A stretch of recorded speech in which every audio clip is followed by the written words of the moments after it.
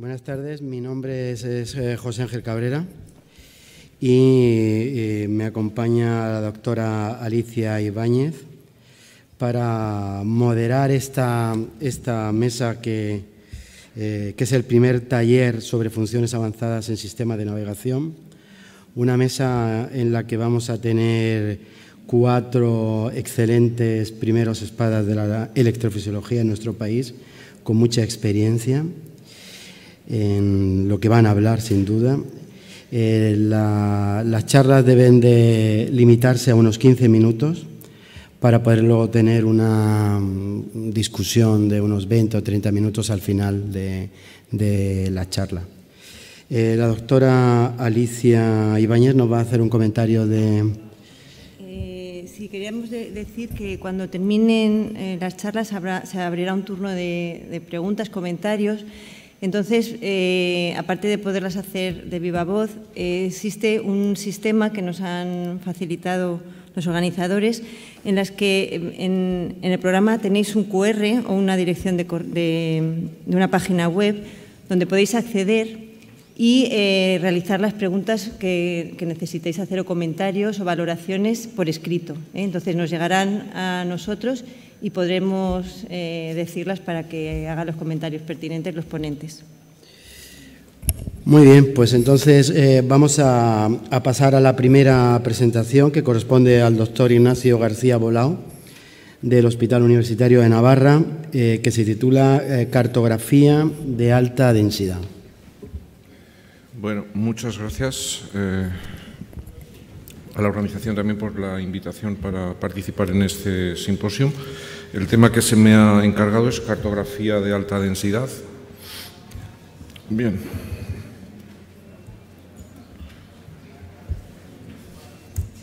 Estos son mis conflictos de interés.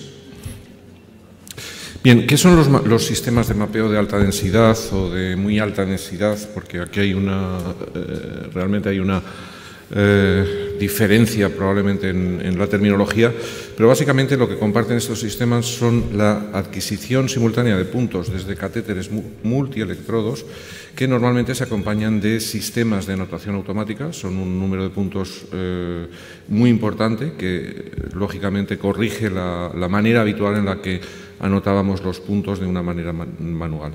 Básicamente hay 3, como bien conocéis. El de Boston Scientific es el navegador Rhythmia con catéter Orion, el de Biosense, que es el PentaRay con Carto Confidence, y Abbott, que tiene Precision con el Advisory Grip. Este es el Advisor, que es un catéter, ahora mismo está en lanzamiento limitado, y es un catéter en forma, coloquialmente lo llamamos matamoscas, por la forma que tiene. Es un catéter que tiene 16 electrodos divididos en una malla de 4×4 con un espaciado de 3×3 y que realiza la navegación por un sistema magnético realmente. El sistema permite la orientación espacial en alabeo, cabeceo y guiñada en los 3 ejes del espacio, y uno de los splines se marca en amarillo para poder localizarlo bien en el navegador.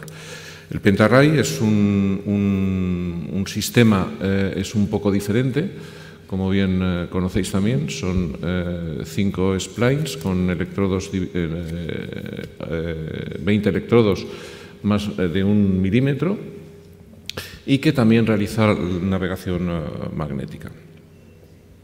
El Orion, en cambio, es un diseño diferente. Es un catéter con 64 electrodos, es el que tiene más disposición de electrodos y con un espaciado más pequeño, un espaciado menor de 2,5 milímetros.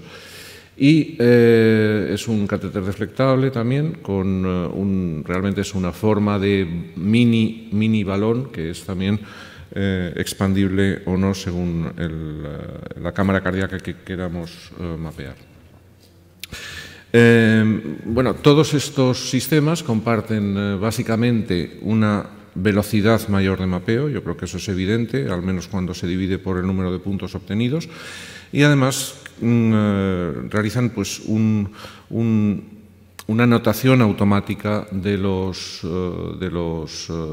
electrogramas basada en una serie de criterios que, dependiendo del sistema, no voy a entrar en ellos porque el tiempo es limitado, dependiendo del sistema pues, y del sustrato que se está mapeando, pues se eligen unos u otros, de manera que el sistema anota automáticamente los puntos de acuerdo con la aceptación de los criterios mencionados, ¿no?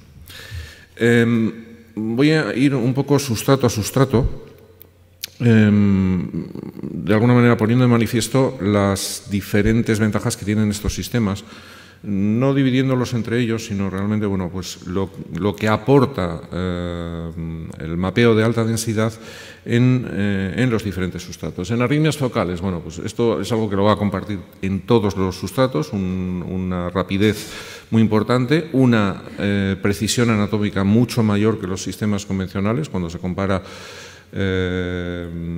catéter punto a punto con Pentarray, pues lógicamente la definición anatómica es mucho mayor y así viceversa en cada uno de los sistemas, ¿no?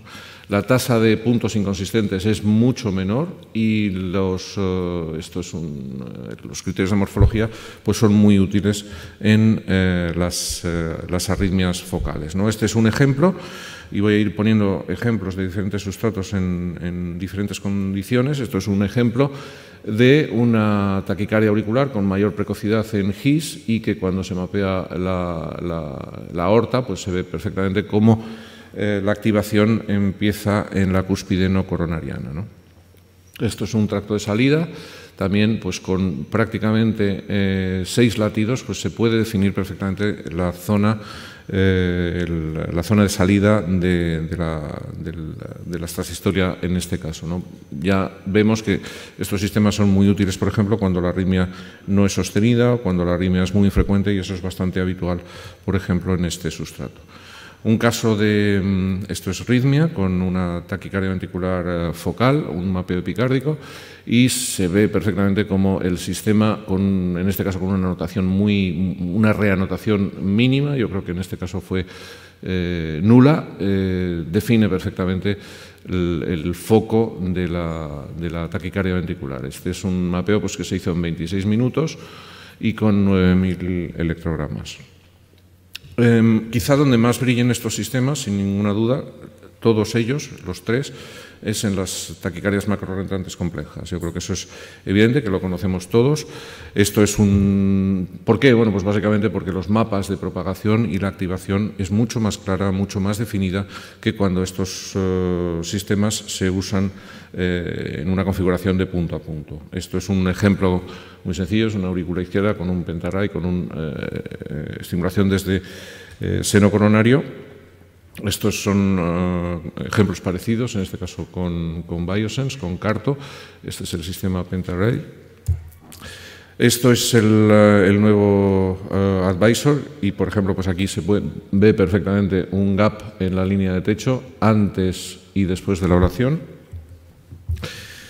Siguiendo con taquicardias macrorentrantes, con cuál es la ventaja de estos sistemas en cuanto a la claridad de los mapas de propagación, pues esto es otro ejemplo, aurícula derecha con el grid, el Advisor en cava superior, aurícula izquierda, aurícula derecha y estimulación desde seno coronario, como el patrón de activación es tremendamente consistente sin necesidad prácticamente de anotar puntos.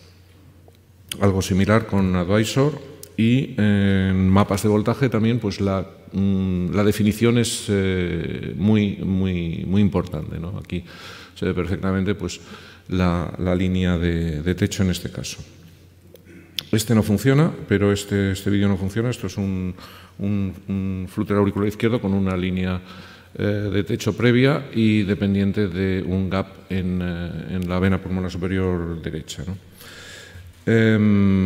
Una de las características de estos sistemas, específicamente, esto es más aplicable a arritmia, es el nivel de ruido con el que trabajan. Este caso es el anterior, en el cual se ve como con el nivel de ruido se puede ver perfectamente un nivel de ruido habitual en Rhythmia, que es 0,02 milivoltios, se puede ver perfectamente el gap, y que cuando esto offline lo transformamos en un sistema de navegación convencional trabajando con un nivel de ruido de 0,1 milivoltios, pues prácticamente perderíamos el gap. Esto ocurre cuando los electrogramas en esos puntos son fraccionados de muy bajo voltaje, como es este caso, de 0,74 milivoltios, y como cuando transformamos, por decirlo así, el nivel de ruido de Rhythmia a un nivel de ruido de sistema de navegación convencional, pues mucha de la información se pierde. Permite en ya sustratos más complejos, por ejemplo, este flúter perimetral con un circuito en 8, se ve claramente, y esto prácticamente sin necesidad de reanotar, el patrón de activación. Esto está conseguido con un mapa ciertamente prolongado. Decimos que los sistemas son rápidos, pero las arritmias también son más complejas, con lo cual hay que pasar más tiempo haciendo este tipo de análisis y estos mapas. Fíjense también en la anatomía, que es excepcional, por ejemplo, en este paciente. La comparación con el mapa de voltaje, en el que se ve que es un paciente con una extensa escara anterior, y el circuito pasa a través de la zona anterior mitral. Yo no estoy haciendo nada. Bien, aquí en este caso, en el que hemos visto, en el flúter de 8, pues en el momento en el que se cierra la escara a nivel anterior perimetral, pues el flúter se interrumpe. Yo creo que esto es una cosa en la que cuando se trabaja con alta densidad, pues probablemente no necesitemos ningún estudio randomizado para saber que cualquiera de estos sistemas es superior al sistema convencional de cualquiera de las tres casas, ¿no? Esto, por ejemplo, pues para que se pueda apreciar un poco la definición de este tipo de sistemas. Este es un caso con Rhythmia, y se puede ver perfectamente cómo después de hacer una línea anterior hay una conexión epicárdica. Este es el catéter seno coronario, una conexión epicárdica, y este flúter en concreto se interrumpió aplicando desde dentro del seno coronario. Pues son cosas que antes muchas veces hacíamos intuitivamente, de una manera empírica, pero que ahora el navegador nos lo permite mostrar cuando se trabaja con alta densidad. Bueno, flúteres más complejos, yo no sé cómo voy de tiempo. Bueno, este es un flúter un poco complejo, lo vamos a pasar. Ah, que no lo he visto. ¿Esto es lo que me queda? ¿O lo que me he pasado? Lo que me queda, vale, entonces vamos bien. Por ejemplo, aquí vemos, este es el advisor de Abbott con Precision, y podemos ver pues un gap claro en el techo, en una línea de techo realizada previamente. Lo mismo vemos aquí. Una de las características del advisor, del sistema Precision, es una capacidad de, aunque esto todavía no está del todo desarrollado, una capacidad de obtener mapas omnipolares, ¿no? Con lo cual las cosas se van a complicar bastante en el futuro, pero esto todavía es un desarrollo que no está en el mercado, pero que se prevé que el sistema pueda obtener el vector de cada uno de los puntos acoplado a la malla, ¿no? En taquicardias ventriculares, pues bueno, la calidad de señal es excelente, los procesos de revisión son mucho más ágiles que en sistemas convencionales, permite el mapeo de lo que antes considerábamos taquicardias ventriculares mal toleradas, punto a punto pues no se podían hacer, y ahora uno, si decide hacer esa estrategia, la puede realizar.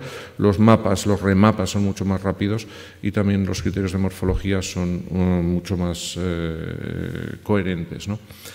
Hay algunos datos ya en cuanto a, en este caso en Pentarray, con el grupo de Valencia, que evaluó en unos 80 pacientes la capacidad del sistema comparándolo con un punto a punto, aunque no era un estudio randomizado, y bueno, pues los hallazgos del estudio fue que realmente los procedimientos eran más cortos, aunque en cuanto al outcome o a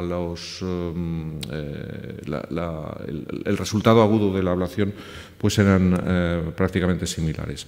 Esto es un caso de taquicardia de una displasia ritmogénica del ventrículo derecho. Se puede ver el mapa, en este caso es ritmia y por tanto el mapa hay que verlo desde dentro de la cavidad, con una zona muy enferma en ventrículo derecho, un ventrículo izquierdo bastante sano.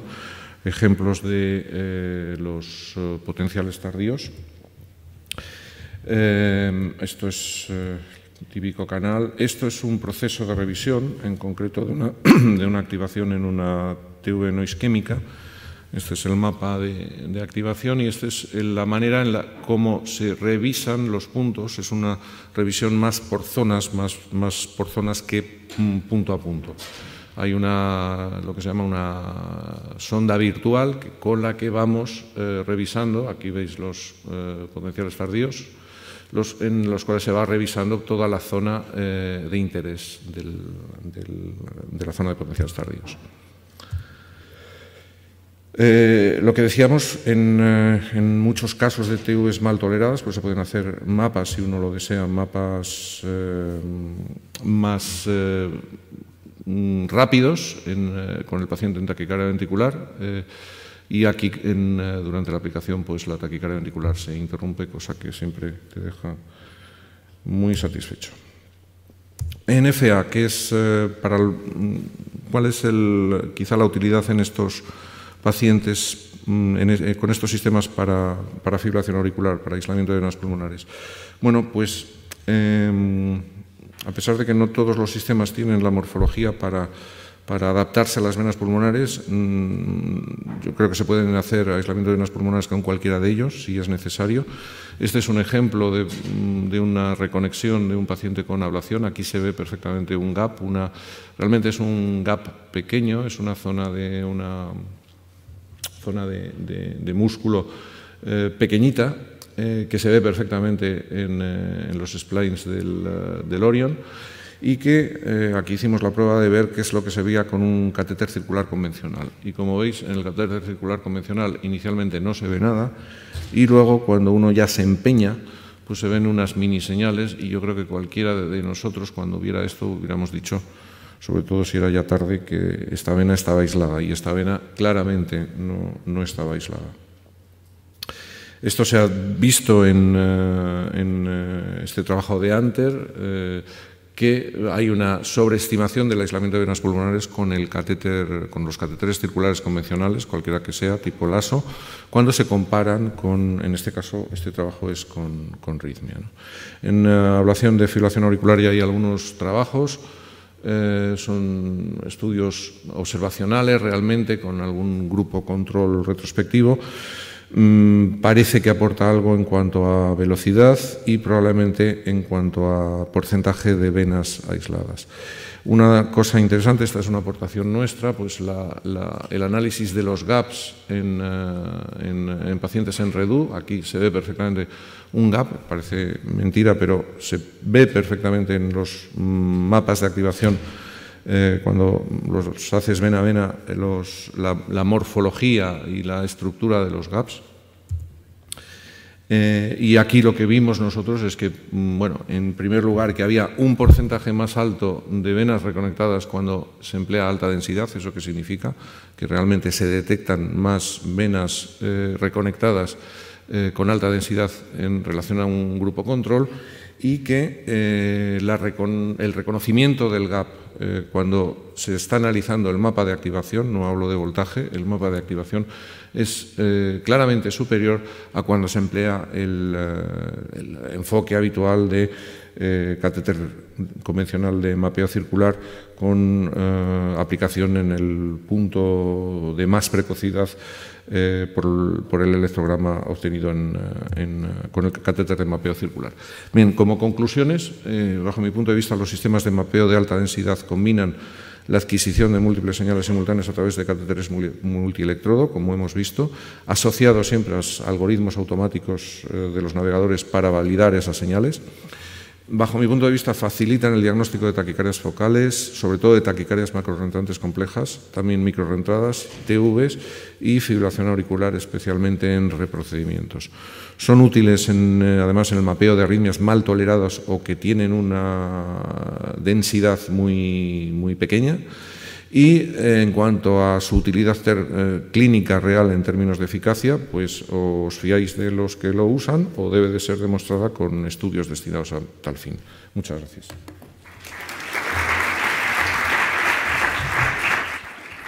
Muchas gracias, doctor García Bolao, por su presentación. Vamos a dar paso a la siguiente ponencia, topoestimulación en la era de la navegación, por el doctor Peinado, del Hospital La Paz.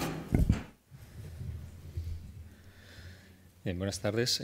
Gracias a la organización por la invitación. En los próximos minutos vamos a hablar de topoestimulación en la era de la navegación, una técnica ya bastante antigua que se ha incorporado a todos los navegadores en sus modalidades automáticas. Y lo que vamos a hacer es, en primer lugar, revisar la técnica de estimulación. Luego entraremos de lleno en los métodos de cartografía de topoestimulación en los navegadores. Y por último, pues hablaremos más brevemente de aplicaciones y limitaciones. Por mucho navegador que tengamos, hay aspectos que hay que hacer bien, y me refiero a la técnica de estimulación, ¿no? Ya hace mucho tiempo que se sabe que existen una serie de factores que pueden hacer que, estimulando en un mismo punto, si no se hace bien, pueda cambiar la morfología de un QRS en función de sus factores, como digo, ¿no? Y son la frecuencia de estimulación, la energía de estimulación, el modo, si es bipolar o unipolar, y, por supuesto, el tamaño del electrodo y la distancia interelectrodo, ¿no? Y en este sentido, pues se recomienda utilizar una longitud de ciclo de estimulación parecida a la longitud de ciclo de la taquicardia o del acoplamiento de los extrasístoles que estemos cartografiando. Una energía que debe estar próxima al umbral de estimulación para no tener mucha captura a distancia. Es mejor unipolar que bipolar, aunque realmente ha habido estudios posteriormente que probablemente este aspecto no sea tan importante si la distancia entre el electrodo no es tan grande. Y es mejor usar electrodos de poco tamaño y poca distancia interelectrodo, ¿no? De manera que esta primera premisa hay que cumplirla, ¿no? Pero entrando de lleno en los métodos de cartografía, pues históricamente y durante muchos años se basó en un análisis exclusivamente visual, ¿no? Luego ya se pasó a una cuantificación de las comparaciones entre la morfología del latido espontáneo de taquicardia o de extrasístole y del latido topoestimulado.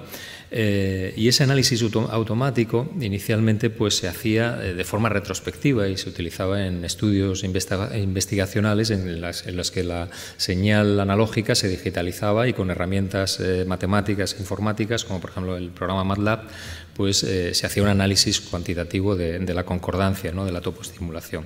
Luego se incorporaron a los equipos de poligrafía y, por último, pues se han incorporado a los navegadores y esto nos ha permitido hacer mapas de topoestimulación, ¿no? Inicialmente el análisis visual pues era algo subjetivo, aunque luego veremos que no se correlaciona mal con los sistemas automáticos, y para cuantificarlo inicialmente incluso se publicaron criterios basados en cambios en la polaridad, en el voltaje, en la aparición de nuevas ondas con la topoestimulación, ¿no? Y con esos sistemas visuales o cuantificados retrospectivamente con herramientas de ordenador, se comprobó que la topoestimulación tenía una resolución espacial pues bastante aceptable, un poco menos de 2 centímetros cuadrados, aunque claramente la resolución espacial era mejor si utilizábamos cartografía de activación.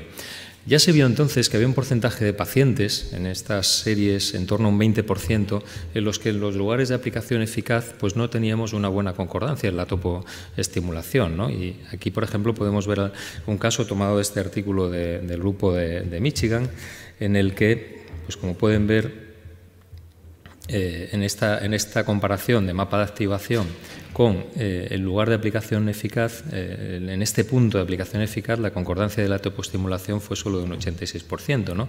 Y en cuanto a la resolución espacial, pues si comparan la de la cartografía de activación con la de la topoestimulación, pues evidentemente es peor la resolución espacial, como antes decíamos, de la topoestimulación.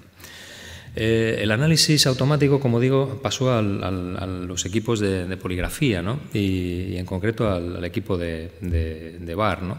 Las señales digitales que se obtenían en este equipo del electrocardiograma pues permitían construir una plantilla, pues digo de QRS porque realmente es donde más se ha aplicado, ha sido a las arritmias ventriculares, y se hacía un cálculo automático mediante un coeficiente de correlación normalizado que permitía comparar la morfología del QRS espontáneo y y del QRS topo estimulado, y bueno, pues daba un valor numérico que se llamaba el Template Matching Score, y se llama porque en muchos sitios se sigue utilizando. Bueno, pues que podía variar muchísimo desde, como pueden ver aquí en esta imagen, desde porcentajes muy altos en comparación con la taquicardia espontánea a porcentajes muy altos en lugares más alejados de la zona de origen de la taquicardia. Esta herramienta incorporada al polígrafo se evaluó fundamentalmente en 2 estudios que incluyeron pacientes con taquicardias ventriculares o extrasistolia ventricular idiopática, con un número de pacientes entre 16 y 42, y que compararon el análisis automático con un análisis visual, ¿no? En ambos estudios se demostró que en los lugares en los que se conseguía una aplicación eficaz de radiofrecuencia, como ven en esta gráfica, el porcentaje de concordancia pues era mucho mayor que en aquellos puntos en los que la ablación fue ineficaz. Fíjense también qué dispersión, ¿no?, en los valores de concordancia, ¿no? Y como pueden ver aquí ya se comprobó una cosa que hay que tener en cuenta cuando utilizamos las herramientas automáticas, sea en polígrafo, sea en navegadores, y es que no todas las derivaciones tienen un nivel de concordancia tan bueno, ¿no? Y en este sentido, donde más dispersión en los valores de concordancia suele haber es en derivaciones como la derivación 1 y las derivaciones de transición en las precordiales, ¿no? Y hay que tener cuidado porque a veces el valor global de concordancia que te obtiene bien el polígrafo o en lo que nos ocupa los sistemas de navegación, pues puede que sea alto o al contrario, puede ser relativamente malo, y es porque una derivación con muy poco voltaje puede tener un nivel de concordancia muy por debajo de lo que visualmente puede parecer. En estos trabajos se comprobó que la resolución y que la precisión de ese algoritmo era similar en tracto de salida derecho y en tracto de salida izquierdo. Y lo que es importante también es que había una buena correlación entre ese score automático y el score visual, tanto en tracto izquierdo como en tracto derecho, aunque la discriminación del score automático, como pueden ver en las curvas ROC, era mejor que la curva ROC de la discriminación del score manual. Bien, pero lo que nos ocupa son los sistemas de navegación. La incorporación de estas herramientas automáticas de comparación de la morfología espontánea y la morfología topoestimulada, pues permite no solo ya obtener una correlación, un porcentaje de correlación global de todo el electro o derivación por derivación, sino que lo que es más importante es integrar ese valor de concordancia de la topoestimulación en la anatomía que hemos creado con el navegador, y de esta forma, pues lógicamente nos hace más fácil la localización de la región con mayor concordancia. Y esa integración en la anatomía puede ser simplemente con marcas en las que podemos ver el porcentaje de concordancia, o con mapas codificados en color que nos hacen, digamos, esa localización más visual y más intuitiva, ¿no? Los 3 sistemas tienen herramientas automáticas de cálculo de concordancia en la topoestimulación. Hay pequeñas variaciones, ¿no? Comparten en común que en todas ellas pues, se selecciona una morfología de interés, bien de QRS o de onda P. Ya veremos que sobre taquicardias auriculares prácticamente no hay nada hecho.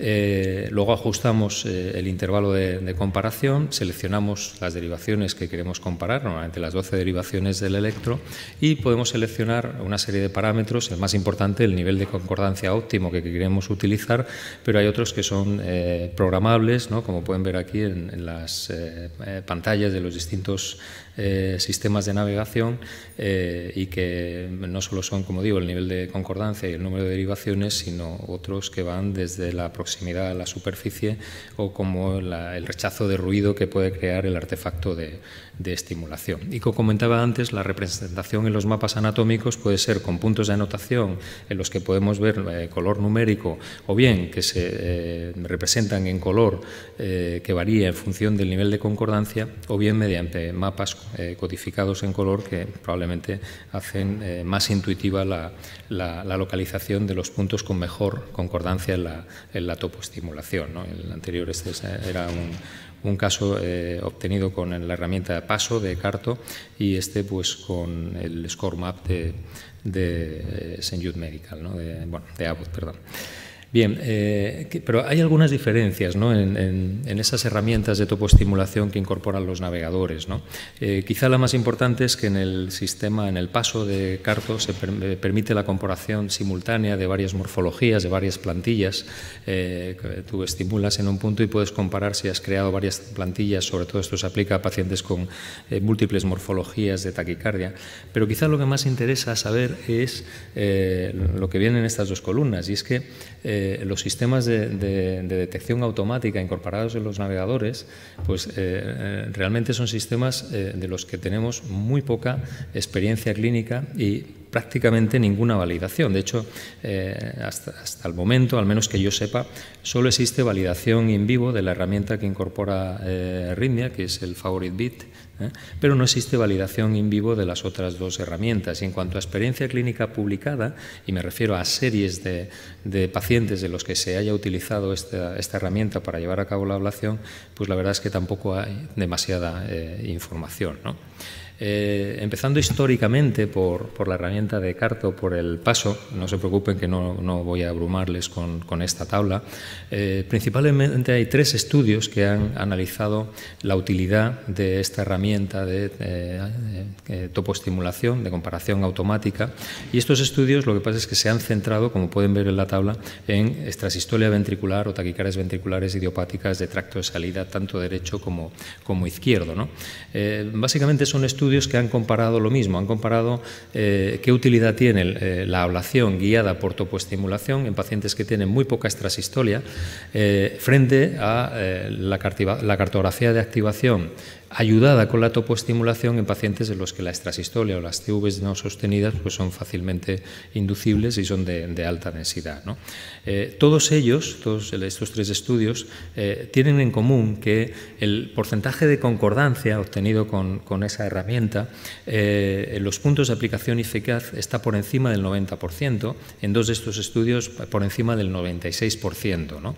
Y tienen también en común que en ninguno se ha observado diferencia en la eficacia de la ablación en los grupos en los que se utilizaba o en los que se podía combinar cartografía de activación con topoestimulación frente a aquellos grupos en los que por la baja densidad de extrasistolia o de arritmias pues solo se podía utilizar o básicamente se podía utilizar la cartografía de topoestimulación.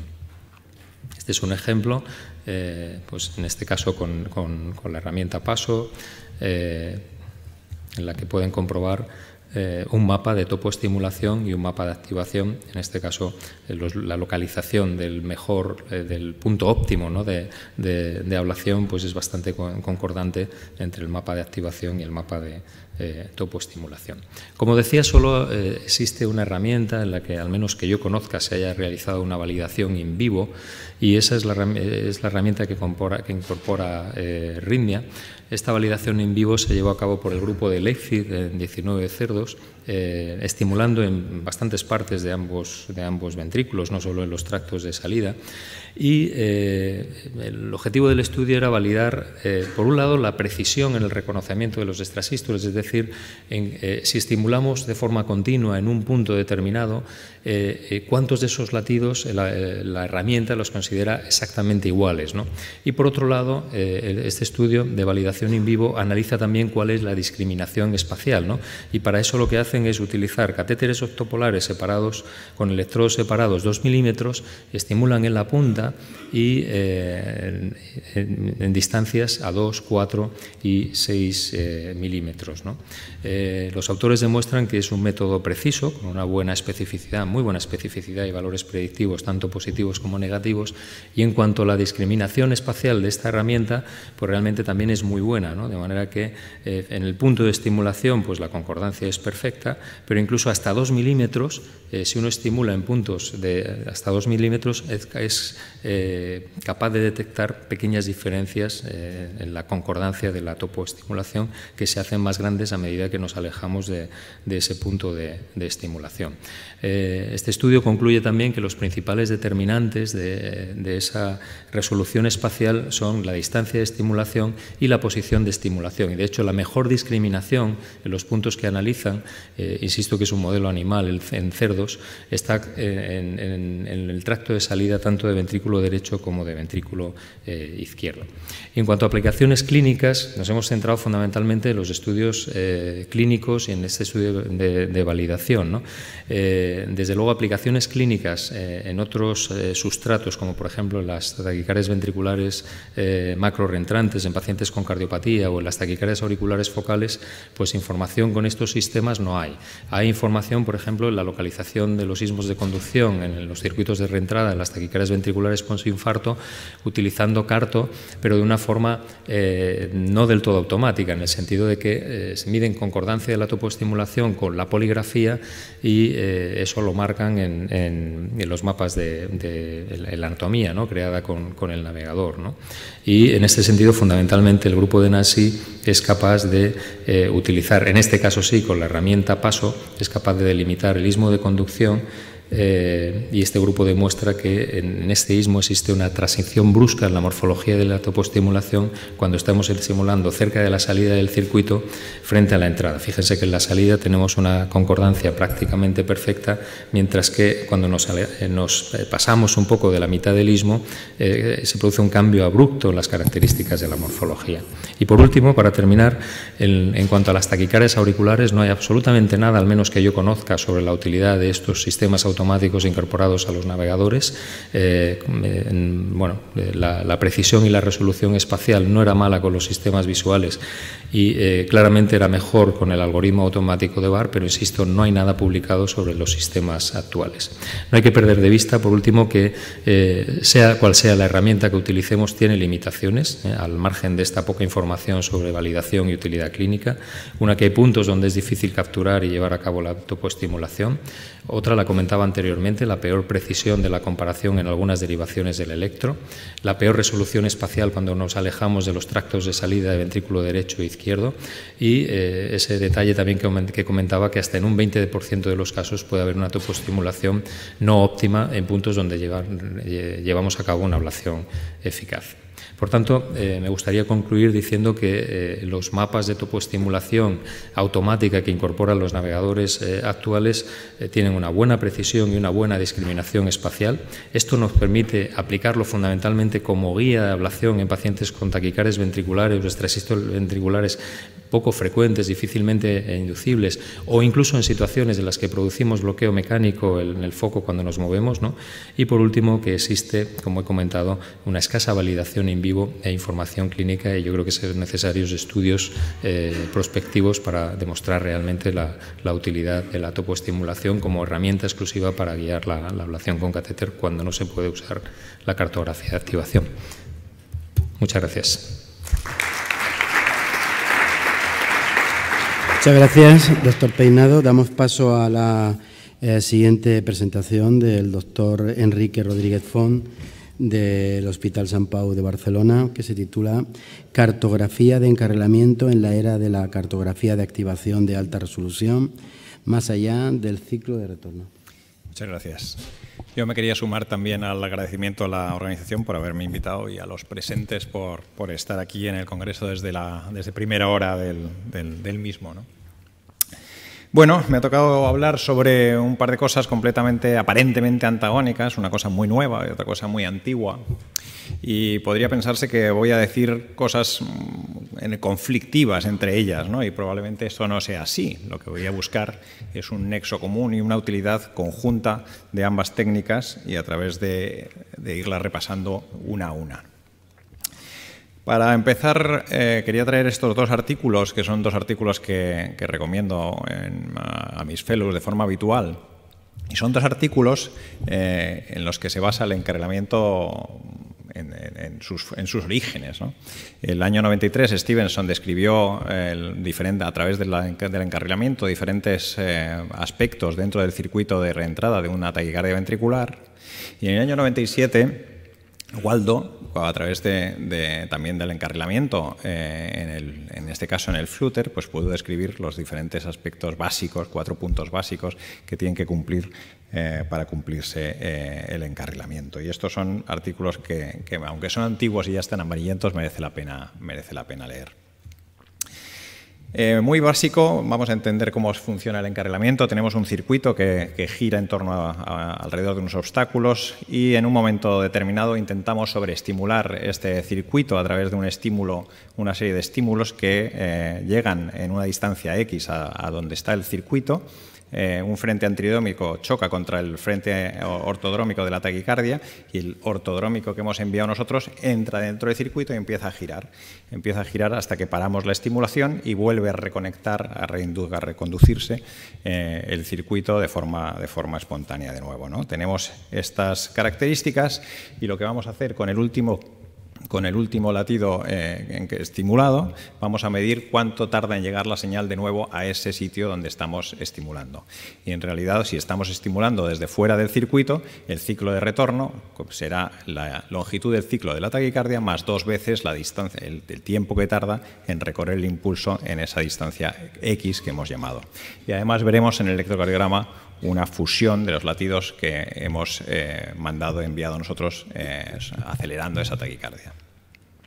Sin embargo, si tenemos la estimulación, la hacemos desde dentro del circuito, ahí cambiarán las cosas. El frente antidrómico y el ortodrómico prácticamente estarán de forma simultánea reentrando, acelerando esa taquicardia dentro del mismo circuito, con lo cual el ciclo de retorno, el último latido que estimulamos, tendrá un ciclo de retorno que será similar al circuito que tenemos, a la longitud de ciclo que el circuito que tenemos. Con lo cual, eso nos dará una pista de que estamos en el sitio del circuito que estamos estudiando. Si además tenemos esa suerte, la suerte de que estamos estimulando justo en la zona de conducción lenta, en la zona del istmo crítico, pues además no solo tendremos lo que hemos dicho, el ciclo de retorno igual a la longitud de ciclo de la taquicardia, sino que además no tendremos fusión y tendremos lo que se llama un encarrilamiento oculto. Tendremos la estimulación, los latidos estimulados con la misma morfología exactamente que los latidos de taquicardia.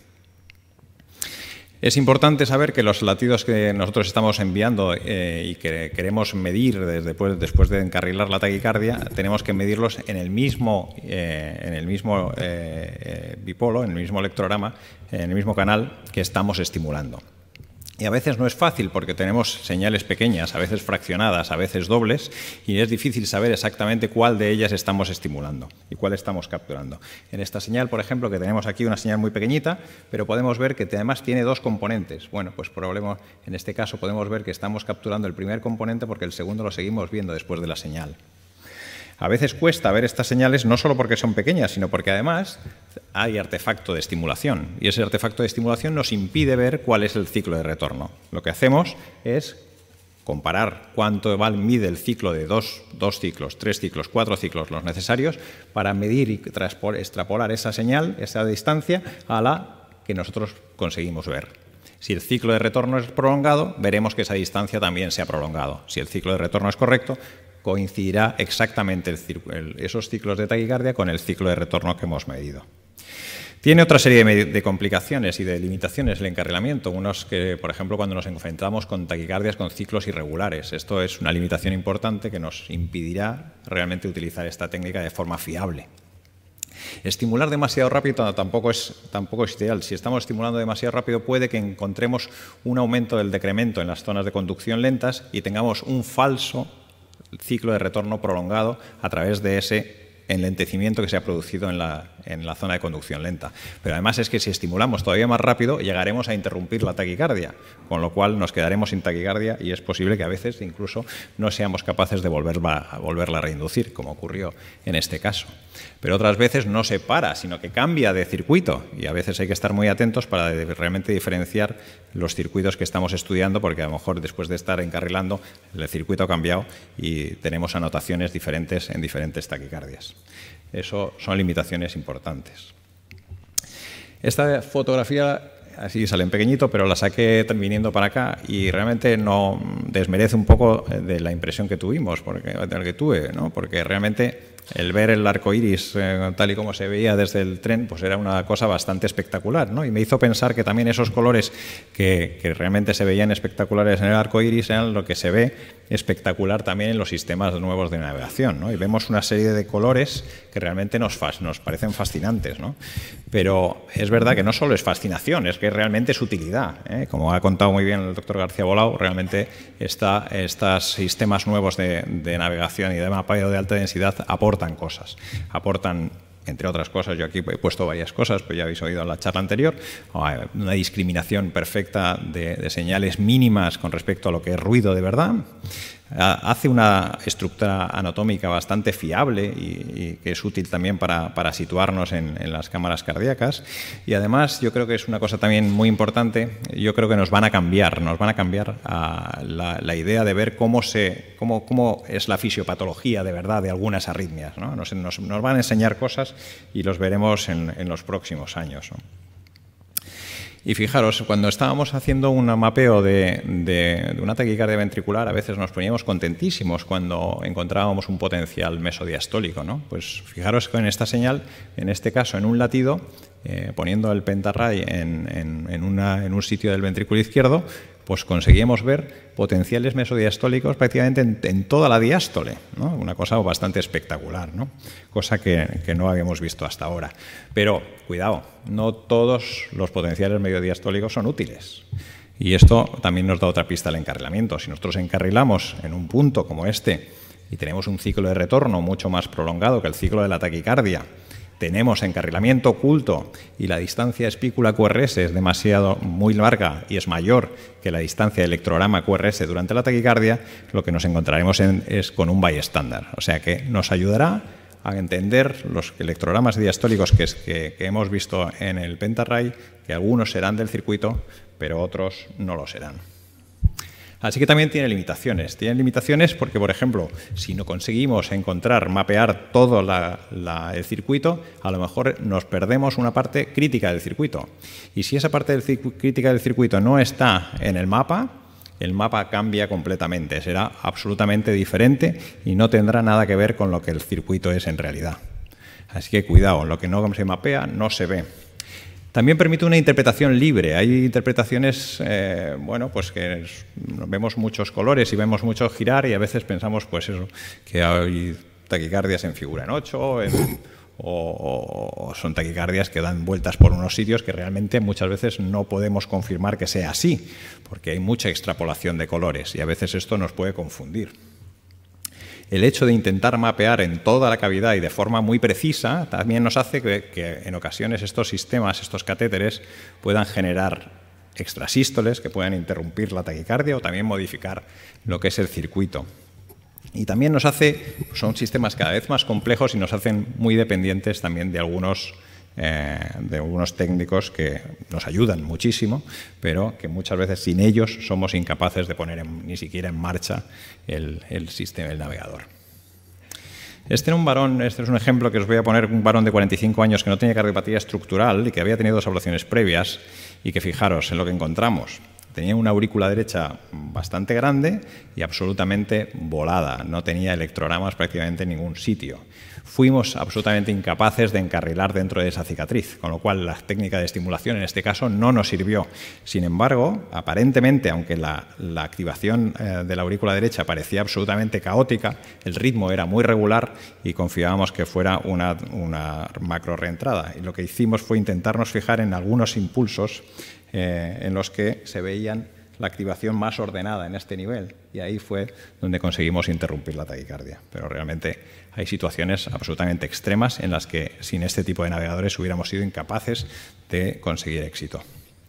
También nos sirven los navegadores para intentar diferenciar lo que es una taquicardia focal de una taquicardia reentrante. Vemos 2 ejemplos de taquicardias de vena pulmonar superior derecha. A la izquierda pueden ver la taquicardia de la vena. Con estos señales, la taquicardia, en este caso focal. Vemos cómo la activación es progresiva, desde el rojo hasta el morado, y el morado está completamente en la otra punta. Pero lo que nos va a dar más la clave es que cuando encontramos una macro reentrada, tenemos electrogramas en más del 85-90% de lo que es el ciclo de la taquicardia. Podemos encontrar ese rango completamente relleno de electrogramas en todas partes. Con eso demostraremos que el circuito es una macro reentrada. Y además, como vemos aquí, la parte más precoz también está muy cercana a la parte más tardía. Pero el encarrilamiento también aporta cosas aquí. Aparte de definirnos y asegurarnos que se trata de una reentrada, podemos identificar los diferentes aspectos dentro de lo que es una taquicardia por reentrada a través de 2 gaps. Era un paciente con posablación de fibrilación auricular y podemos comparar los encarrilamientos realizados en diferentes puntos. Y si cogemos como referencia, por ejemplo, un electrograma más o menos estable, que puede ser el del seno coronario, podemos ver cuándo está ese latido encarrilado, cuándo es encarrilado por última vez. Y vemos cómo a la salida del circuito, la distancia entre el encarrilamiento y los electrogramas del seno coronario es muy corta, mientras que cada medida que vamos yendo hacia atrás y vamos a la parte de la entrada del circuito, la distancia entre el último latido encarrilado del seno coronario realmente está muy lejos de la espícula. Está muy lejos, el circuito tarda mucho en dar la vuelta y llegar hasta el seno coronario. Eso nos permite también identificar diferentes aspectos. Y en estas taquicardias, para terminar de comprobar que se trata de una macro reentrada, lo que hacemos es no quemar en lo rojo, sino quemar en lo morado. Y quemar en lo morado interrumpe la taquicardia igual que la interrumpiría en lo rojo, pero así confirmamos que se trata de una macro reentrada. Luego quemaríamos en lo rojo para terminar de aislar la vena, pero eso es otra historia. El doctor Merino nos contó hace muchos años que también se podían hacer mapas de encarrilamiento, mapas de ciclos de retorno. En estos mapas de ciclo de retorno lo que se hacía es encarrilar en diferentes puntos de la aurícula y medir el ciclo de retorno. Todo lo que sumara del ciclo de retorno a lo que es el ciclo de la taquicardia se reanotaba y se añadía, pues eso creaba una serie de mapas de colores diferentes, de forma que los puntos rojos, lo que era 0, de 0 a 20, que era más o menos el color rojo, era lo que representaba el circuito de la taquicardia. Pero seguía habiendo extrapolación de colores y confusión, y nosotros hemos hecho un paso más allá. Y lo hemos llamado Low Density Mapping. Vemos aquí un ejemplo de una taquicardia macro reentrante en una aurícula izquierda, y realmente si vemos por muchos puntos que veamos, a veces en este aspecto, en esa situación ya el cartoon parado, no tenemos una idea muy clara de exactamente dónde está esta taquicardia. Sin embargo, si fijamos la vista en este mismo paciente, con tan solo una serie de puntos cogidos en diferentes partes de la aurícula, vemos cómo se describe perfectamente el circuito y lo veremos mucho mejor en movimiento. Lo que hacemos es, este es el circuito durante de macro reentrada con el sistema de navegación de alta resolución, y este es lo que vemos en nuestro mapea. Nosotros cogemos una serie de puntos y lo que hacemos es encarrilar en diferentes puntos. Cuando el encarrilamiento del ciclo de retorno es superior a 30 milisegundos, lo marcamos como cicatriz.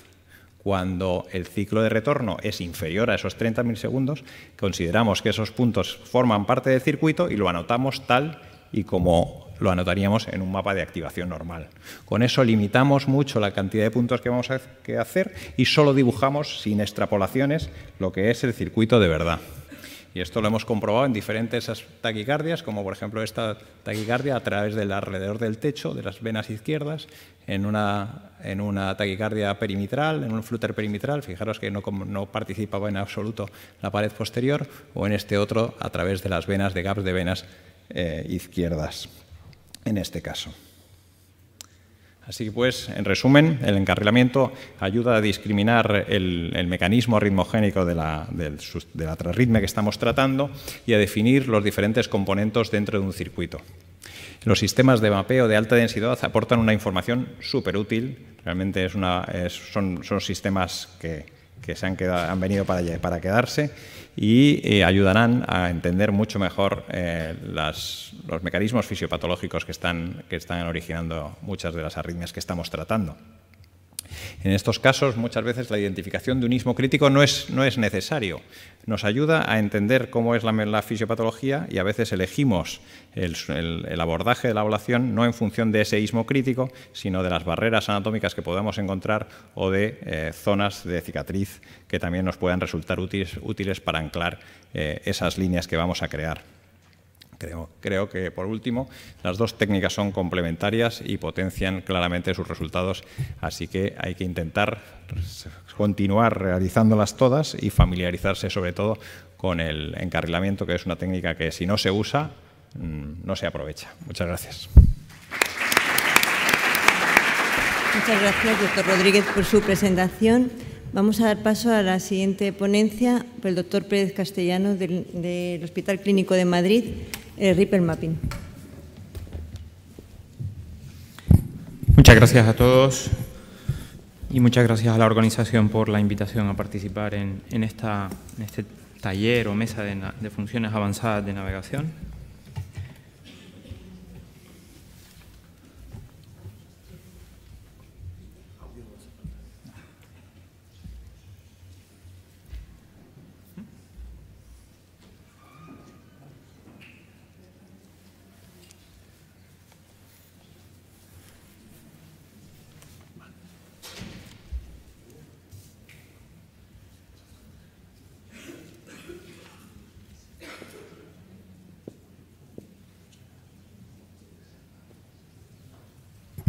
Si me sacáis la imagen del...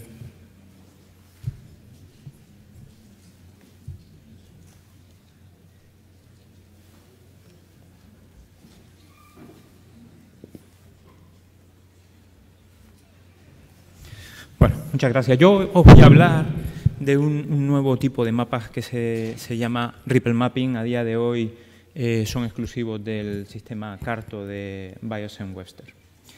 Bueno, uno de los mapas, digamos, clásicos, probablemente el primer tipo de mapas que motivó el desarrollo de los navegadores es el clásico mapa de activación. En un mapa de activación, la clave es establecer una referencia, normalmente intracavitaria. Si fuéramos a mapear un ritmo ventricular, podría ser un QRS, y que esa referencia fuera fija. Y alrededor de esa referencia necesitamos definir una ventana en la cual tengan que estar contenidos todos los tiempos de activación que nosotros esperamos encontrar en ese ritmo auricular o ventricular que vamos a mapear. Y luego ya empezamos a mover el catéter de mapeo, de ablación, por las distintas partes de esa cavidad y tenemos que establecer un criterio de anotación automática, porque una característica de los mapas de activación convencional es que solo permite determinar un tiempo de activación por ventana. Según el criterio que nosotros escojamos, que en concreto en el sistema Carto puede ser desde el valor máximo del electrograma, el valor mínimo, la máxima pendiente positiva o negativa, pues tendremos un mapa. Y esto ya puede tener cierta repercusión. Esto es un trabajo que hicimos nosotros hace ya mucho tiempo, no recuerdo el año, donde analizábamos la precisión que tenían los mapas clásicos de activación según empleáramos uno u otro criterio de activación, digamos, automático, empleado por el navegador. Y luego también los comparamos con criterios de activación manuales, corregidos por el operador, que podría ser el comienzo del electrograma, el primer pico del electrograma, y en este caso bipolares, y con respecto a unipolares, la deflexión intrínsecoide de unipolar. Entonces vemos que en general, en azul, veis el tamaño que ocupaba la primera isoeléctrica de 3 milisegundos alrededor de un punto de activación focal. Eran tanto taquicardias auriculares focales como ventriculares. Y vemos que la reanotación en los sistemas de aquella época manual conducía a una reducción de hasta la tercera parte del área de máxima precocidad. Y de entre los criterios automáticos que estaban disponibles, el mejor era la máxima pendiente negativa sin una diferencia tan llamativa con lo otro. Es decir, que incluso cuando tenemos un electrograma que puede ser limpio, el elegir un criterio u otro puede tener su importancia. Más importancia tiene cuando nos encontramos señales dentro de la ventana de interés que pertenecen a otras cámaras, como por ejemplo aquí tenemos, estamos mapeando un ritmo auricular y fijaos que en este latido ocurre un electrograma ventricular que por ser una posición cercana al anillo, pues ahí en concreto la selecciona, digamos, el navegador como el punto de activación local y nos puede dar cierta incongruencia en el mapa. Y ya si trabajamos en en aurículas o ventrículos patológicos, el hecho de que pueda haber electrogramas dobles o electrogramas fragmentados puede hacer que en determinado latido se coja un componente u otro, porque, recordamos, solo se permite anotar un electrograma, un tiempo por ventana, y que nos haga, digamos, difícil la interpretación de los mapas. No solamente el tema de la reanotación, que si es un mapa clásico hecho punto a punto, pues bueno, puede ser manejable. Imaginaos la reanotación en los sistemas contemporáneos de alta densidad de puntos. Ahí, desde luego, tenemos que confiar en los sistemas de detección de activación local automáticos que están mejorados, pero también en este tipo de mapas clásicos tiene mucha importancia la ventana de interés. Aquí tenemos 4 mapas de una misma taquicardia. Los puntos son exactamente los mismos y lo único que hemos hecho para ver el efecto de la ventana de interés es simplemente adelantar o retrasar 40 milisegundos, en saltos de 40 milisegundos, la ventana de interés. El tamaño de la ventana es siempre la misma. Entonces, fijaos que según la ventana de interés que cojamos, la colisión entre frente y cola de activación varía la posición y nos puede dar una ilusión óptica de que el circuito de la taquicardia difiere. Es decir, fijaos que aquí parece que es una macro reentrada, que podemos tener, digamos, la colisión cabeza-cola a este nivel. Sin embargo, con esta ventana de interés la estableceríamos aquí, ya no iría por el mismo sitio, con esta ventana de interés aquí, e incluso con esta ventana de interés intermedia, parecería que pudiera ser una activación focal al lado de una línea de bloqueo, ¿no? Entonces, la ventana de interés es muy importante en los sistemas de activación convencional. Y de hecho, otro problema que tenemos es que, como solo se permite anotar un punto por ventana, es frecuente no tener mapeada la totalidad del circuito de la taquicardia. Sobre todo me refiero a los sistemas, digamos, más clásicos. Con alta densidad esto está bastante, digamos, mejorado, sobre todo en la aurícula. También estudiamos hace unos años ver la influencia del porcentaje de ciclo que tenías mapeado para ver si una activación auricular era macroreentrante o focal. Y utilizo esto para haceros ver que, fijaos, que hasta en el 25% de los casos, en la aurícula, que es la cámara más fácil de mapear de forma completa el circuito de la taquicardia, hasta en el 25% de los casos no conseguíamos mapear más de un 70% del ciclo de la taquicardia. De hecho, el punto de corte para distinguir entre focales y macrorreentrantes fue 55. Y el último problema que os voy a mencionar de los mapas convencionales es la interpolación. Dependiendo de los puntos, tanto se afecta en los mapas de activación como de voltaje, vamos a tener una codificación y entre dos puntos en los que no haya información, pues vamos a tener una interpolación de colores, ¿no? Esto es un mapa de aurícula izquierda de un paciente con un flúter auricular, que si nosotros vemos este mapa de propagación y este mapa de activación, parece que es una macrorreentrada alrededor de las venas derechas. Sin embargo, no era así.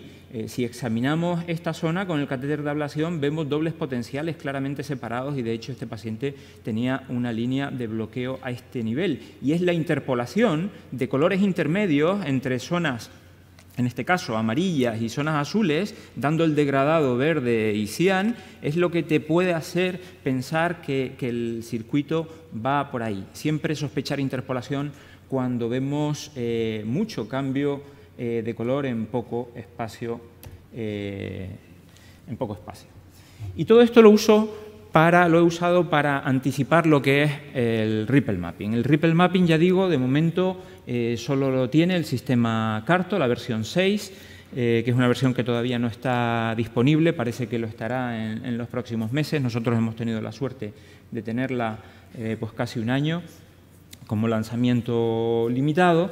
¿Y qué es el Ripple? ¿Qué es el Ripple Mapping? Pues bueno, Ripple, un concepto electrónico que en inglés, pues ahí veis cómo está descrito. Es una oscilación de pequeña amplitud alrededor de un valor estable, que puede ser pues, una línea isoeléctrica o puede ser un valor cuantitativo, un concepto electrónico. En electrofisiología, Ripple sería pues una oscilación de pequeña amplitud de voltaje alrededor de la línea isoeléctrica. Por lo tanto, Ripple Mapping va a ser cartografiar de forma dinámica el voltaje instantáneo, no un punto por ventana, no, el voltaje instantáneo a lo largo del tiempo, voltaje bipolar. El mapa clásico de voltaje sí que te va a dar un voltaje máximo no continuo, sino estático, es un mapa estático, y un voltaje por ventana.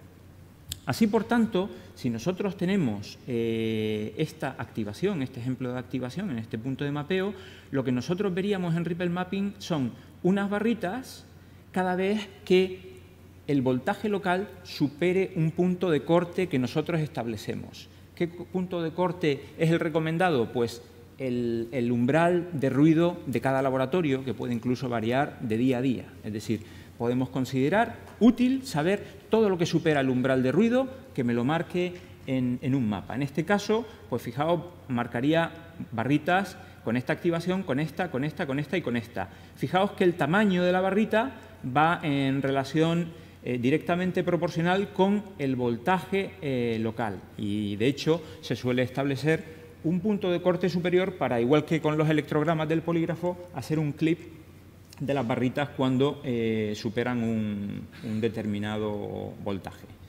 En este ejemplo, en el segundo ejemplo, que fijaos que son los mismos electrogramas de antes, nos cogerían de nuevo estos mismos 5 electrogramas, cogería también la activación ventricular, porque hay ripple ahí, hay un cambio de la línea isoeléctrica. Pero aquí viene lo importante: si tenemos electrogramas fraccionados, nos va a mantener la activación local mientras persistan cambios de voltaje en el registro del electrodo explorador. Y lo mismo cuando hay electrogramas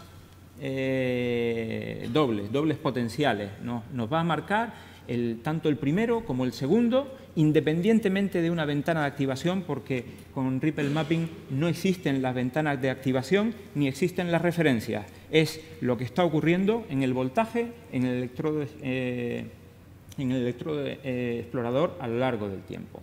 Para ilustrar mejor el uso del Ripple Mapping, os presento este caso, que es un caso de un paciente de 75 años con una cirugía cardíaca previa que ingresa por un flúter auricular. Lo que hacemos normalmente es probar para ver en qué cámara nos tenemos que centrar. Hacemos un encarrilamiento de aurícula derecha y del septo, que nos parece largo, con lo cual hacemos punción transeptal y nos centramos en la aurícula izquierda.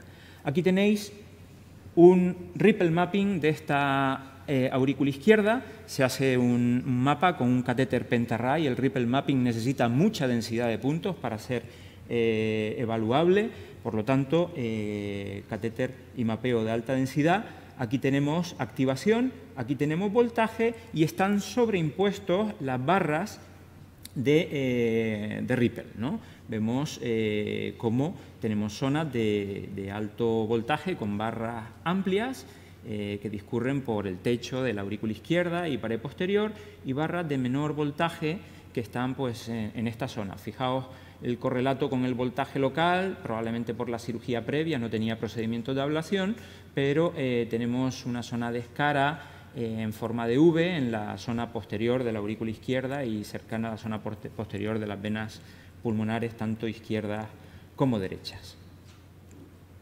¿Qué utilidad tiene examinar los mapas de Ripple? Pues fijaos, es decir, si nosotros vemos el mapa de activación convencional, incluso de alta densidad, vemos que hay un frente de activación que baja por la pared posterior de la aurícula izquierda y tiene 3 posibles zonas de cruce a la parte baja de la aurícula izquierda a través de esta escara que tenía el paciente en el mapa bipolar. Una es esta, otra es esta y otra es esta. Desde el punto de vista de un mapa de activación, cualquiera de las 3 sería posible. Sin embargo, con el mapa de Ripple, y no viéndolo en propagación sino poquito a poco, adelantando en milisegundos los pasos de las barras, podemos ver cómo en este eslabón aquí tenemos concentradas todas las barras de Ripple y en el siguiente grupo de barras va a estar aquí, con lo cual nos señala que probablemente el circuito, la parte activa del circuito, esté localizada en este punto. A lo mejor, si no la parte activa, una de las partes activas del circuito. Decidimos aplicar radiofrecuencia ahí y la taquicardia no se quita, pero fijaos que durante la aplicación pasa una taquicardia de un ciclo mucho mayor. Viendo un poquito el mapa que teníamos, la escara de pared posterior, realmente pensamos que podría estar pasando por una de estas zonas y decidimos completar en la zona de escara,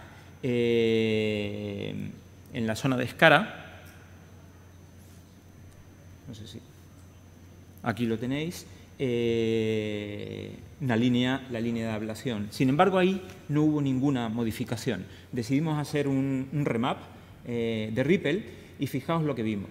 Aquí, fijaos, tenemos cambios de 20 milisegundos entre este mapa, este y lo siguiente. Fijaos que aquí el frente de activación está bajando por la pared posterior de la aurícula izquierda, 20 milisegundos más tarde se acerca a esta zona, 20 milisegundos más tarde desaparece la activación de la aurícula izquierda. ¿Podría pasar por el siguiente gap de esa línea de escara posterior? Pues fijaos, 20 milisegundos más tarde, fijaos dónde se encuentran las barras de Ripple. Esto con un sistema o con un mapeo de activación convencional, fijaos que no era detectable la diferencia. Sin embargo, este sistema es más sensible, señala las barras de Ripple justo debajo de la vena pulmonar inferior izquierda y de ahí se propagaban hacia el resto de la pared posterior inferior de la aurícula izquierda y de hecho se chocaban con la línea de bloqueo que era completa que acabábamos de hacer. Encarrilamos dentro de la vena pulmonar inferior izquierda y el ciclo de retorno 20 milisegundos más 20 milisegundos, bueno, con lo cual decidimos aislar la vena inferior izquierda y se quita el circuito, se quita el flúter aislando esa vena, ¿no? Entonces, hemos visto cómo examinar no es cuestión de una cosa o la otra, sino la combinación de todas estas herramientas te puede mejorar la precisión a la hora de localizar istmos críticos de macro reentrada.